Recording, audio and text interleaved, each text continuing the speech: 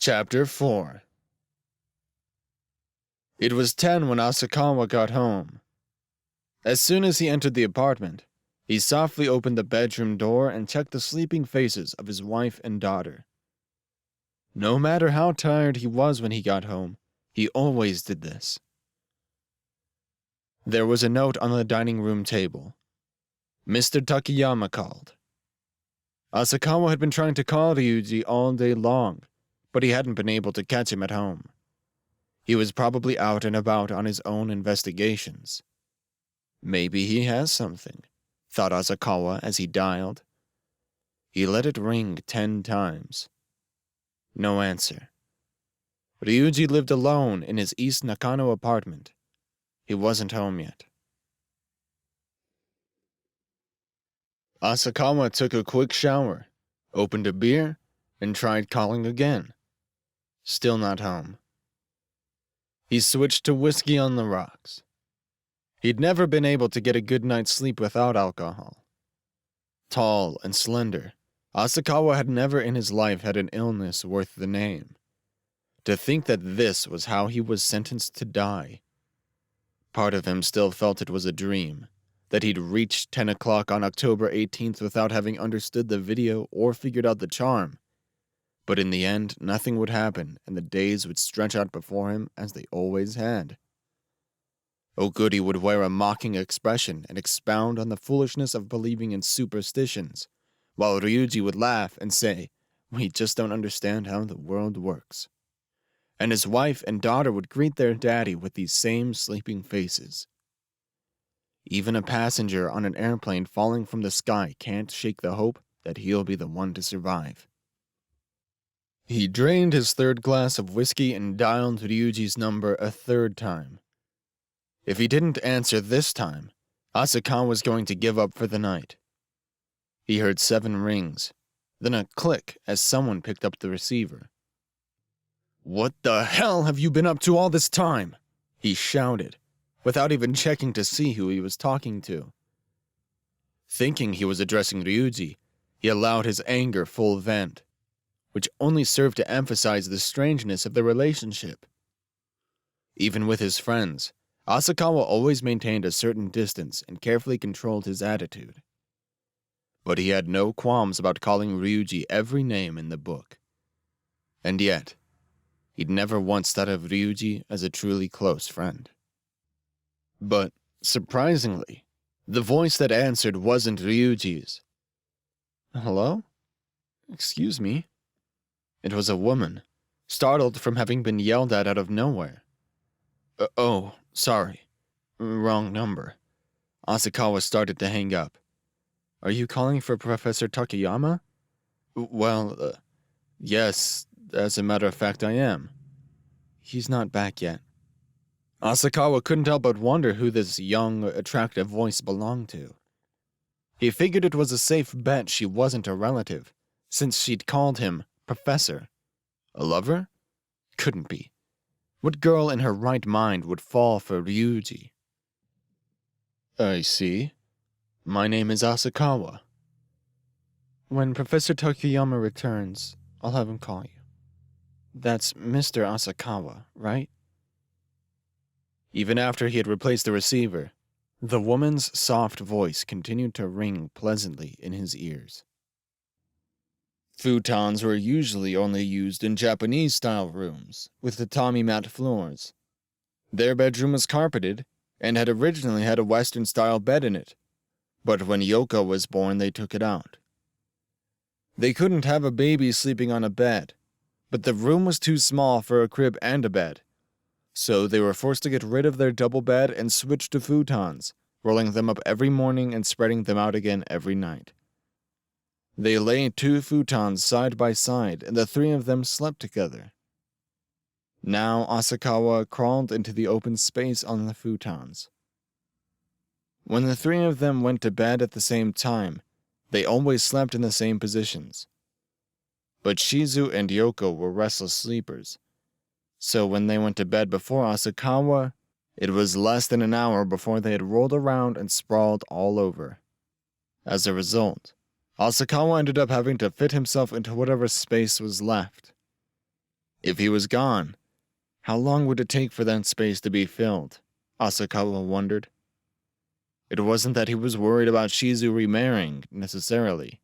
It was just that some people were never able to fill the space left behind by the loss of a spouse. 3 years? 3 years would be about right. Shizu would move back home and let her parents take care of the baby while she went to work. Asakawa forced himself to imagine her face, shining with as much vitality as could be expected. He wanted her to be strong. He couldn't stand to imagine the kind of hell his wife and child would have to live through with him gone. Asakawa had met Shizu 5 years ago. He had just been transferred back to the main Tokyo office from the Chiba bureau. She was working in a travel agency connected with a daily news conglomerate. She worked on the 3rd floor, he worked on the 7th, and they sometimes saw each other on the elevator. But that was the extent of it until one day when he'd gone to the travel agency to pick up some tickets. He was traveling for a story, and as the person handling his arrangements wasn't in, Shizu had taken care of him. She was just 25 and loved to travel, and her gaze told how much she envied Asakawa being able to go all over the country on assignments. In that gaze, he also saw a reflection of the first girl he'd ever loved. Now that they knew each other's names, they started to make small talk when they ran into each other on the elevator, and their relationship rapidly deepened. 2 years later, they married, after an easy courtship with no objections from either set of parents. About 6 months before their wedding, they had bought the 3-room condo in Kita, Shinagawa. Their parents had helped with the down payment. It wasn't that they'd anticipated the spike in land value and had therefore rushed to buy even before the wedding. It was simply that they'd wanted to get the mortgage paid off as quickly as possible. But if they hadn't bought when they did, they might never have been able to afford to live in a city like this. Within a year, their condo had tripled in value, and their monthly mortgage payments were less than half of what they would have been paying to rent. They were constantly complaining that the place was too small, but in truth it constituted quite an asset for the couple. Now Asakawa was glad he had something to leave them. If Shizu used his life insurance to pay off the mortgage, then the condo would belong to her and Yoko free and clear. I think my policy pays 20 million yen, but I'd better check, just to be sure. His mind was clouded, but he mentally divided up the money in different ways, telling himself that he must write down any financial advice that might occur to him. He wondered how they'd rule his death. Death by illness? Accident? Homicide? In any case, I'd better reread my insurance policy. Every night for the past 3 days he had gone to bed in a pessimistic mood.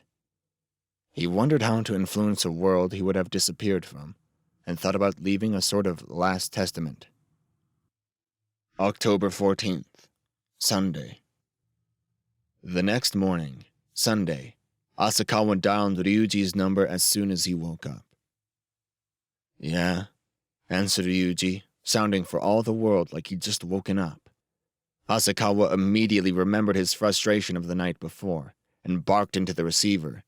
Where were you last night? Huh? Oh, Asakawa. You were supposed to call, weren't you? Oh, yeah. I was drunk. College girls these days sure can drink. Sure can do other stuff too, if you know what I mean.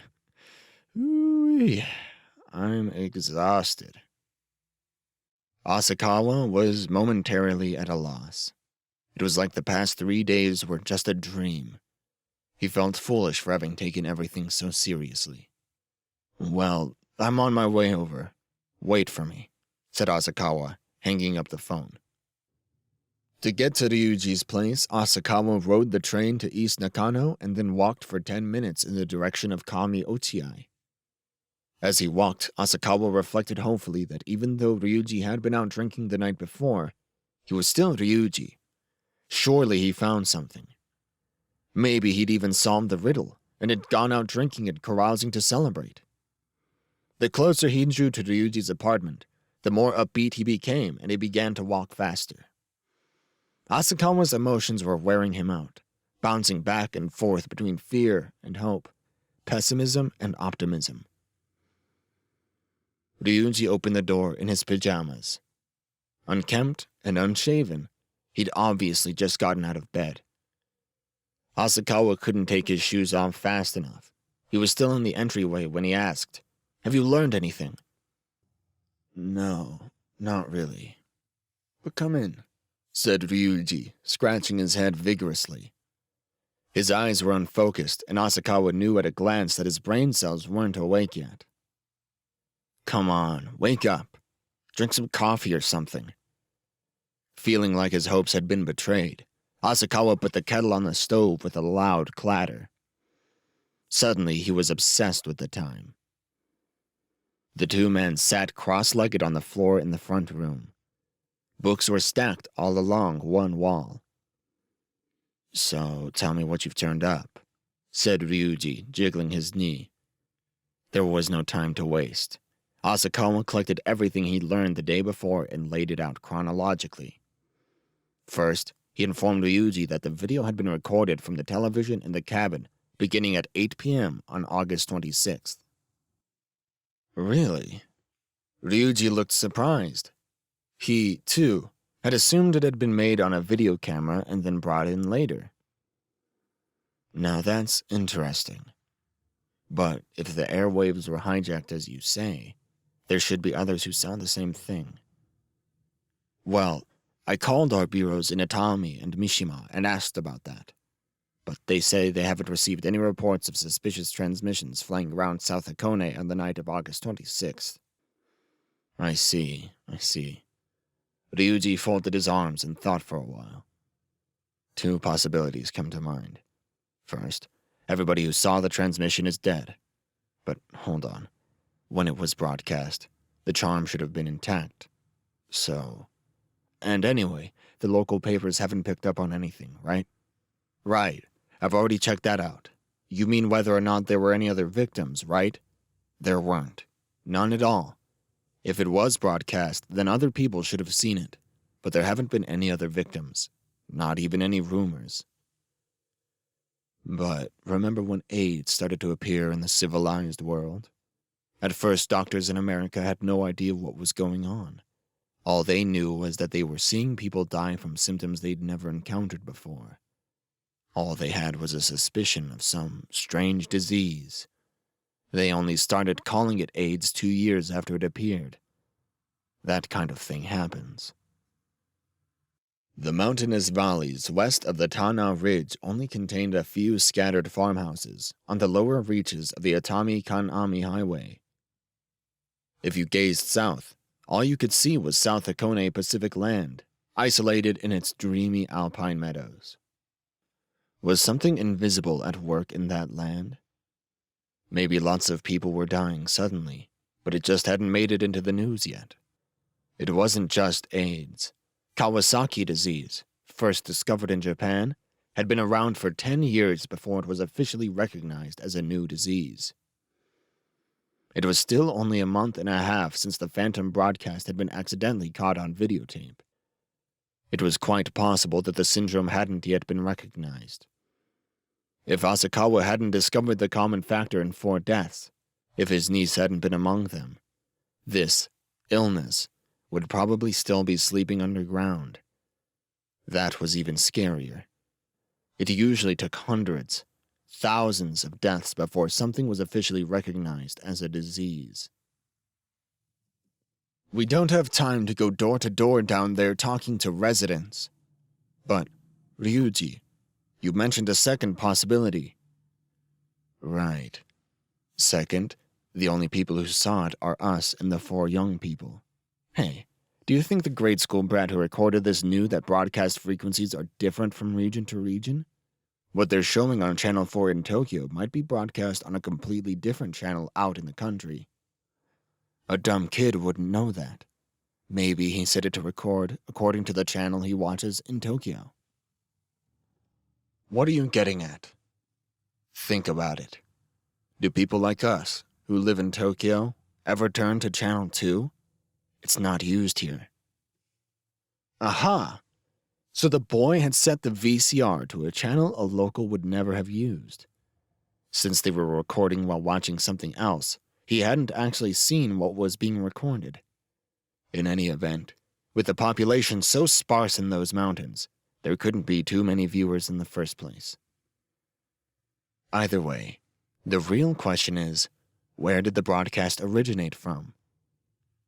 It sounded so simple when Ryuji said it, but only an organized, scientific investigation would be able to determine the transmission's point of origin. Wait a minute. We're not even sure your basic premise is right. It's only a guess that the boy accidentally recorded phantom airwaves. I know that. But if we wait for 100% proof before proceeding, we'll never get anywhere. This is our only lead. Airwaves. Asakawa's knowledge of science was paltry. He didn't even really know what airwaves were. He'd have to start his investigation there. There was nothing to do but check it out. The broadcast's point of origin. That meant he'd have to go back there. And after today, there were only 4 days left. The next question was, who had erased the charm? If they allowed that the tape had been recorded on site, it couldn't have been anybody but the 4 victims. Asakawa had checked with the TV network and found out when the young storyteller, Shinraku Sanyute, had been a guest on the night show. They'd been right. The answer that came back was August 29th. It was almost certain that the 4 young people had erased the charm. Asakawa took several photocopies from his briefcase. They were photographs of Mount Mihara on Izu Oshima Island. What do you think? He asked, showing them to Ryuji. Mount Mihara, eh? I'd say this is definitely the one. How can you be sure? Yesterday afternoon, I asked an ethnologist at the university about Granny's dialect. He said it wasn't used much anymore, but that it was probably one found on Izu Oshima. In fact, it contained features traceable to the Sashikiji region on the southern tip of the island. He's pretty cautious, so he wouldn't swear that that was it. But combined with this photo, I think we're safe in assuming that the dialect is Izu Oshima's, and the mountain is Mount Mihara. By the way, did you do any research into Mount Mihara's eruptions? Of course. Since the war, and I think we're probably okay in limiting ourselves to eruptions since the war.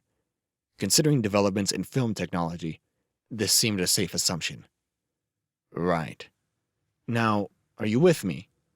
Since the war, Mount Mihara has erupted 4 times.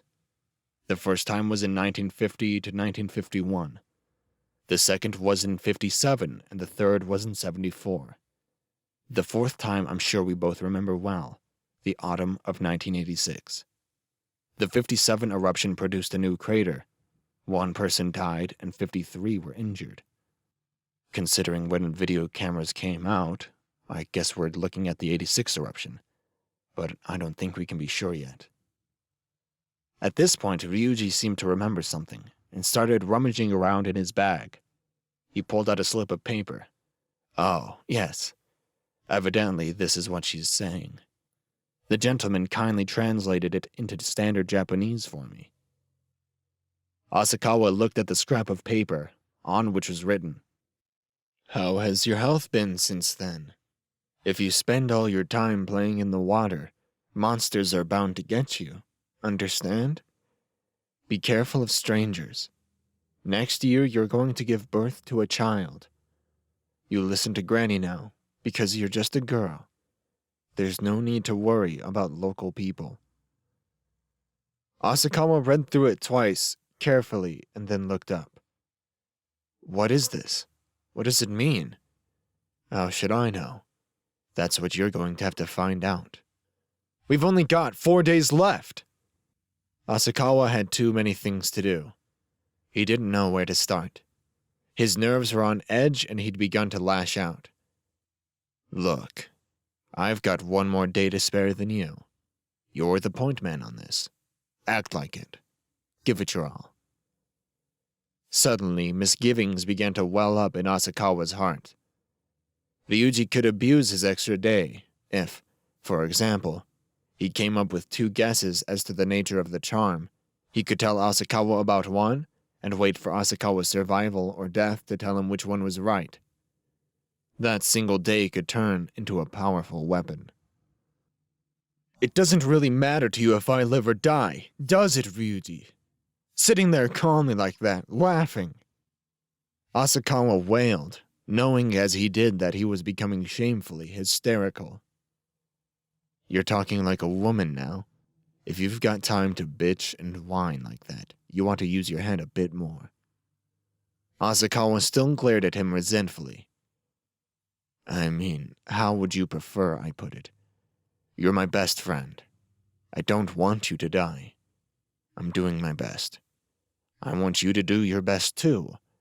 We both have to do our best, for each other. Happy now? Midway through his speech, Ryuji's tone suddenly became childish, and he finished with an obscene laugh. As he laughed, the front door opened. Startled, Asakawa leaned over and peered through the kitchen at the entry hall. A young woman was bending over to remove a pair of white pumps. Her hair was cut short, brushing the tops of her ears, and her earrings gleamed white. She took her shoes off and raised her gaze, her eyes meeting Asakawa's. Oh, pardon me. I thought the professor was alone, said the woman, covering her mouth with her hand. Her elegant body language and her pure white outfit clashed utterly with the apartment.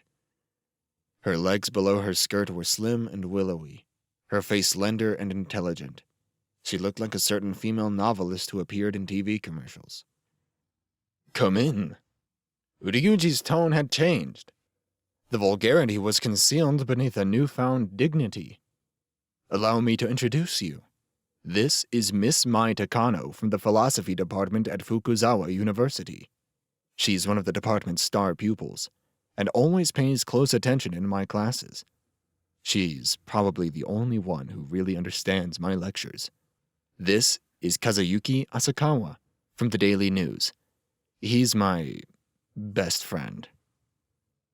Mai Takano looked at Asakawa with some surprise. At this point, he still didn't know why she should be surprised. Pleased to meet you, said Mai with a thrilling little smile and bow, the kind of smile that made any onlooker feel refreshed. Asakawa had never met such a beautiful woman. The fine texture of her skin, the way her eyes glowed, the perfect balance of her figure, not to mention the intelligence, class, and kindness she radiated from within. There was literally nothing to find fault with in this woman. Asakawa shrank back like a frog from a snake. Words failed him. Hey, say something. Ryuji elbowed him in the ribs. Hello, he said finally, awkwardly, but his gaze was still transfixed.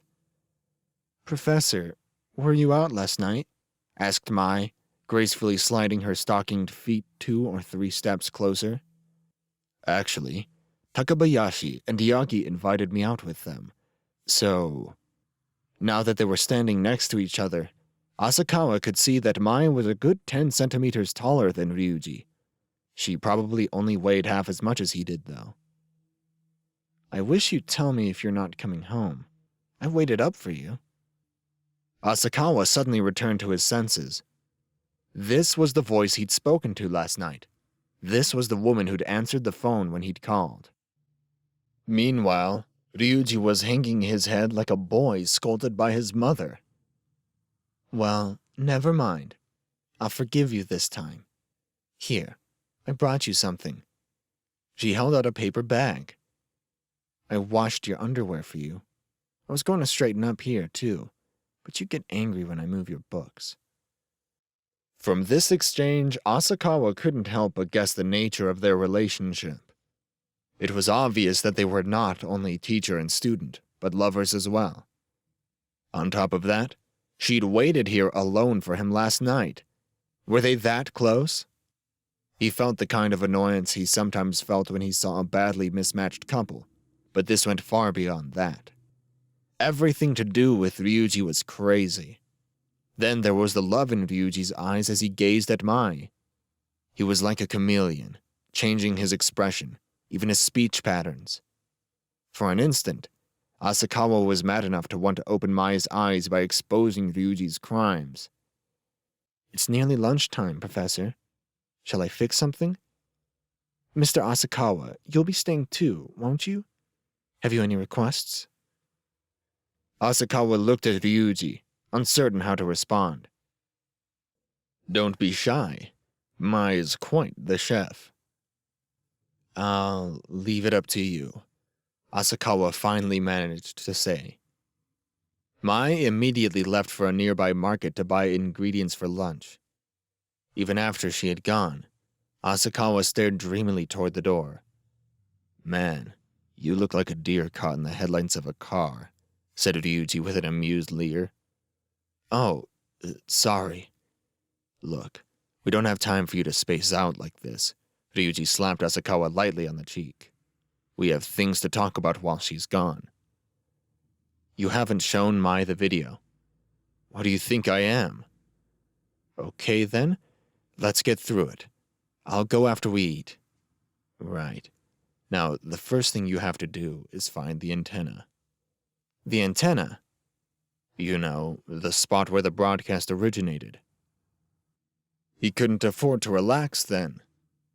On the way home, he'd have to stop by the library and read up on airwaves.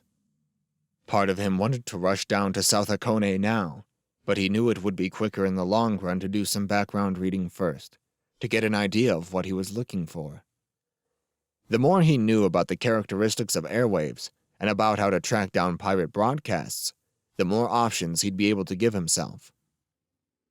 There was a mountain of things to be done. But now Asakawa felt distracted, his thoughts somewhere else. He couldn't get her face, her body, out of his mind. Why was Mai with a guy like Ryuji? He felt both puzzled and angry. "Hey, are you listening to me?" Ryuji's voice brought Asakawa back down to earth. "There was a scene in the video with a baby boy, remember?" "Yes."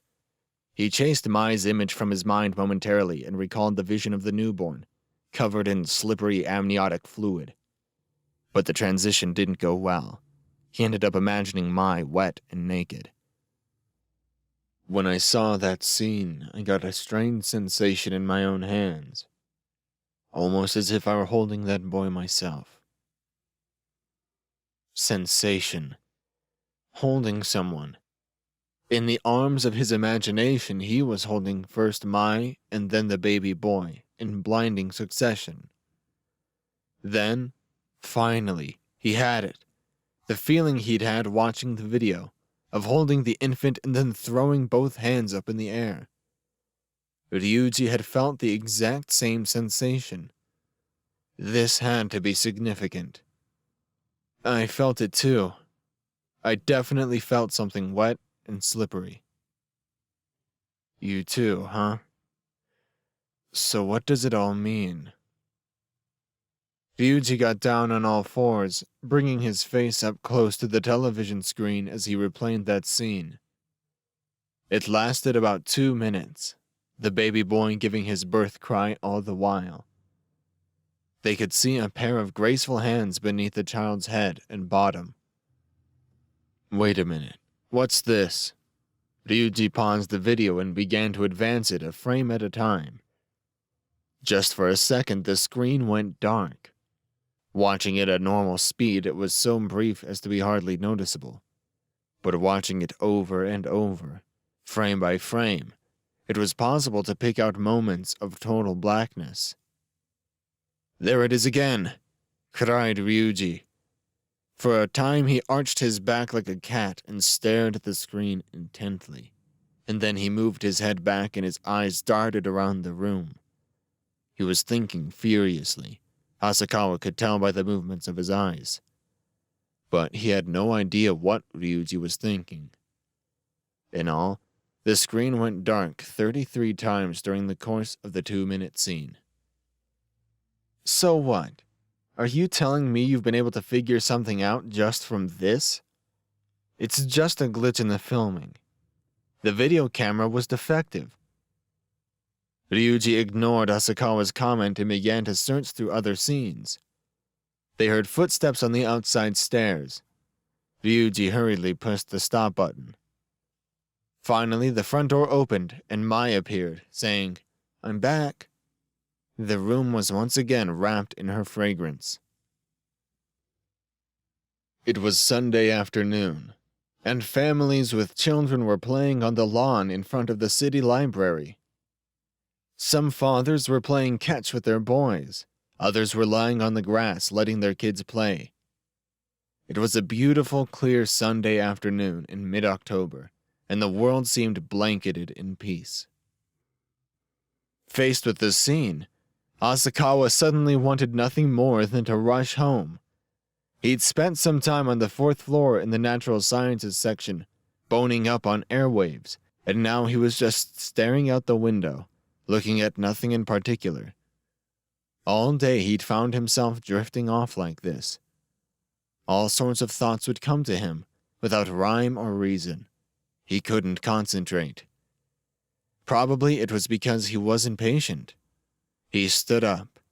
He wanted to see the faces of his wife and child, now. He was overcome with the thought. Now. He didn't have much time left.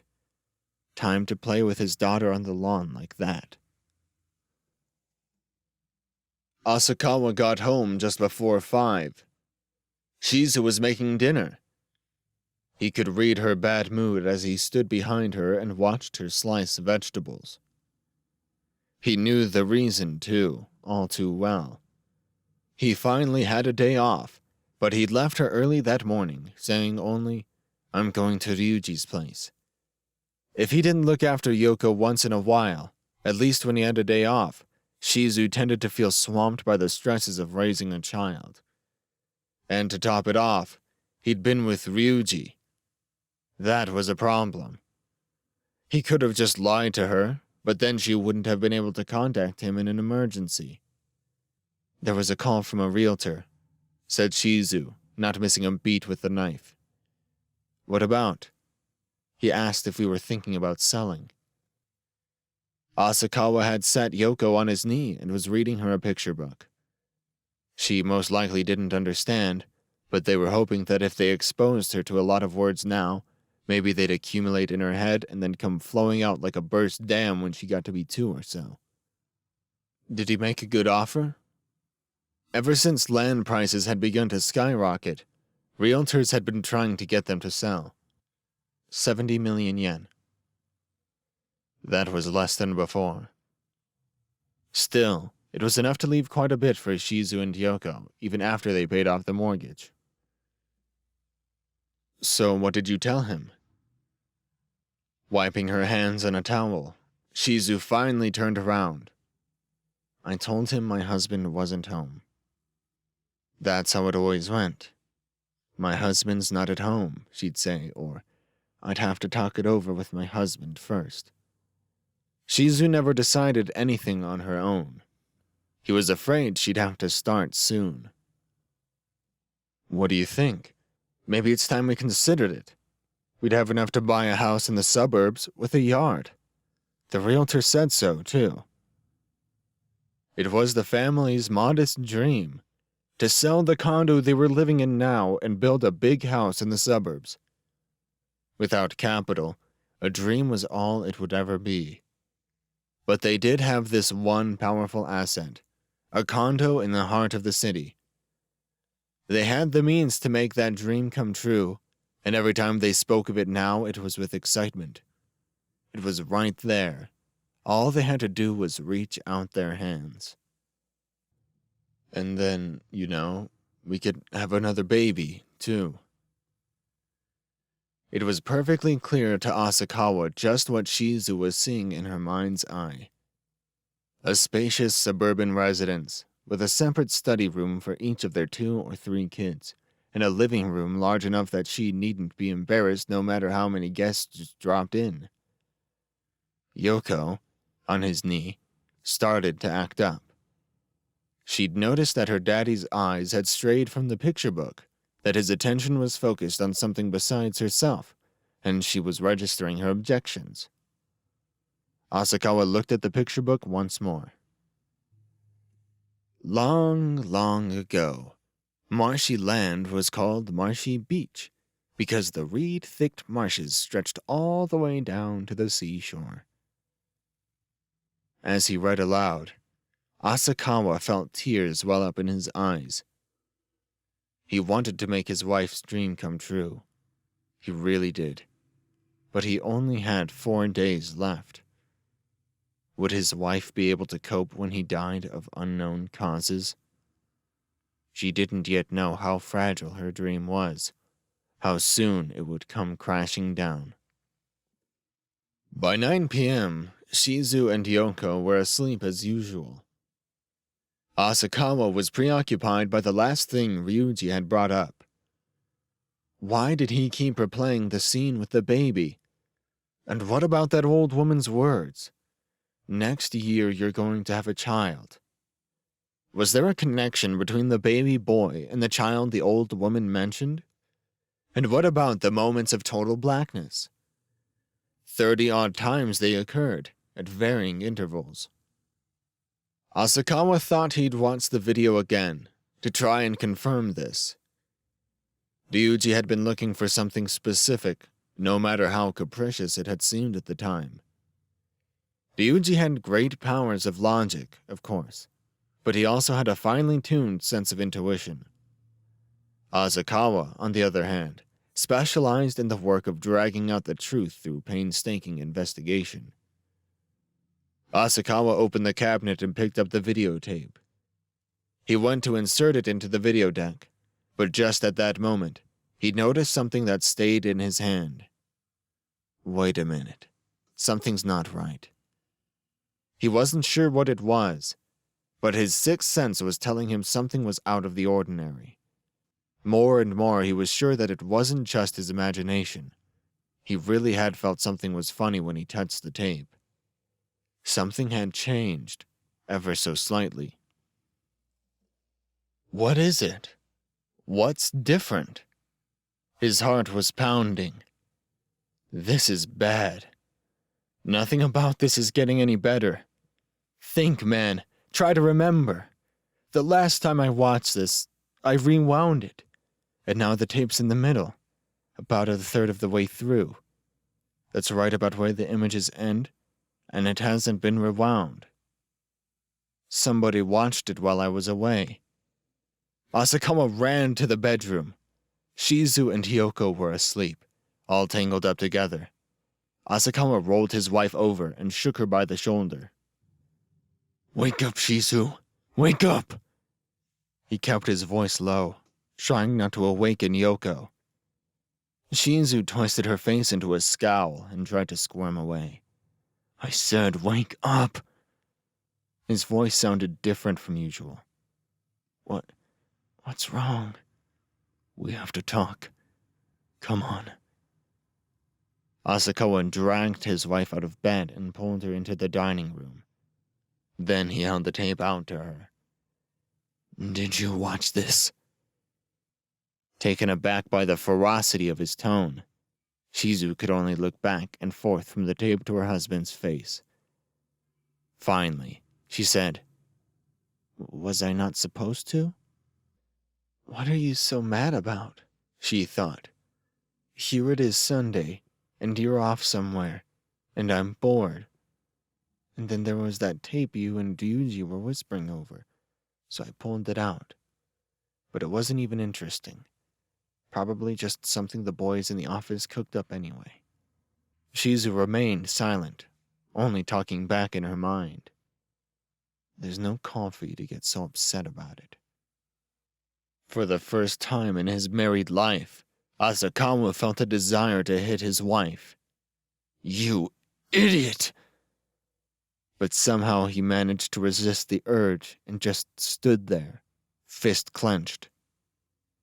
Calm down and think. It's your own fault. You shouldn't have left it where she could see it. Shizu never even opened mail addressed to him. He'd figured it was safe just leaving the tape in the cabinet. Why didn't I hide it? After all, she came in the room while Ryuji and I were watching it. Of course she'd be curious about it. I was wrong not to hide it. I'm sorry, Shizu mumbled, discontentedly. When did you watch it? Asakawa's voice shook. This morning. Really? Shizu had no way of knowing how important it was to know exactly when she watched it. She just nodded, curtly. What time? Why do you ask? Just tell me! Asakawa's hand started to move again. Around 10:30, maybe. It was right after Masked Rider ended. Masked Rider? That was a children's show. Yoko was the only one in the family who'd have any interest in that. Asakawa fought desperately to keep from collapsing. No, this is very important, so listen to me. While you were watching this video, where was Yoko? Shizu looked like she was about to burst into tears. On my lap. Yoko, too. You're saying both of you watched this video. She was just watching the screen flicker. She didn't understand it. Shut up! It doesn't matter. This was no longer just a matter of destroying his wife's dream of a house in the suburbs. The entire family was threatened now. They could all perish. They'd all die an utterly meaningless death. As she observed her husband's anger, fear, and despair, Shizu began to realize the seriousness of the situation. Hey, that was just a joke, right? She recalled the words at the end of the video. At the time, she dismissed them as just a tasteless prank. They couldn't be real. But what about the way her husband was acting? It's not for real, right? Right? Asakawa couldn't respond. He merely shook his head. Then he was filled with tenderness for the ones who'd now shared his fate.